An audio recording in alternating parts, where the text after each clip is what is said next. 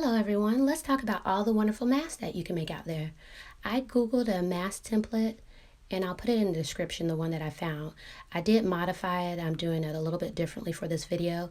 I added an extra 2 inches to the end to create a casing for the elastic. I think it'll make it a little bit more versatile. So you can see here I traced out my pattern with about 2 inches left over. You'll cut out 4 pieces total, 2 for the top, 2 for the bottom fabric choice. You'll stitch along the edge, create a dart. The dart effect will help this mask fit better above your nose. You can trim little slits in there, but you can see I've sewn around the curve. You'll open your fabrics up and you'll place the good sides together.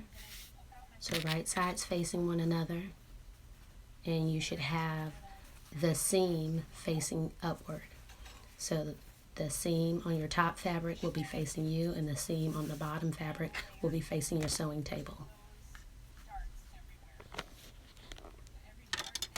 From there you'll just go ahead and you'll stitch all the way around the top. You can pin this if you'd like, and then all the way around the bottom, keeping the sides open.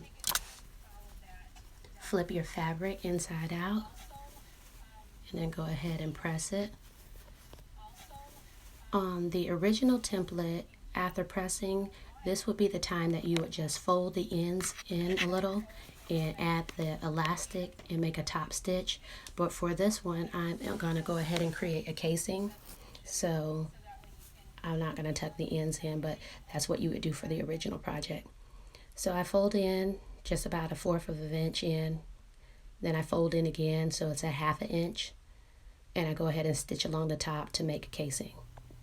At this point, you can do many things. You can take your elastic and measure it out to either 7 inches for teenager woman size, or you can do 8 inches for a man, or you can do 6.5 for a child.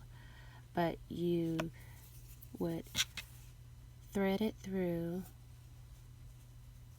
your little casing here, if that's the route you would like to go. And I'm just doing this as an example, but having these little ends on makes it a lot more versatile. So you would tie a knot, and of course this isn't measured out, this is a little scrap piece I have, but you tie it off, you double knot it. I'm only going to do 1 knot if I can, because the piece is so small.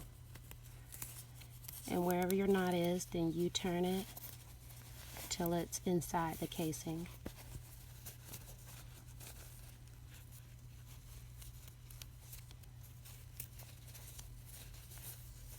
Sorry, out of frame.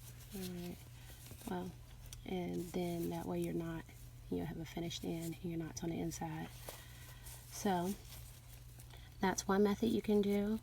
If you're out of elastic, like a lot of people are, a modified version of what I did to make the Winnie the Pooh, but you could either measure off both sides on one side, or you can take this around, and I'll show you.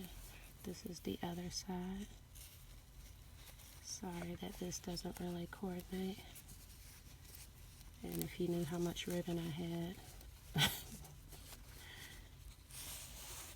you know that I should be able to coordinate.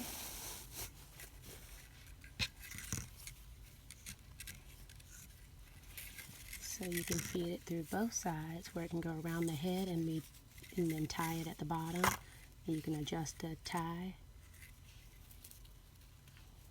So if you have the casing on the end, that just gives you a lot more options on what you're going to use to keep it on your head.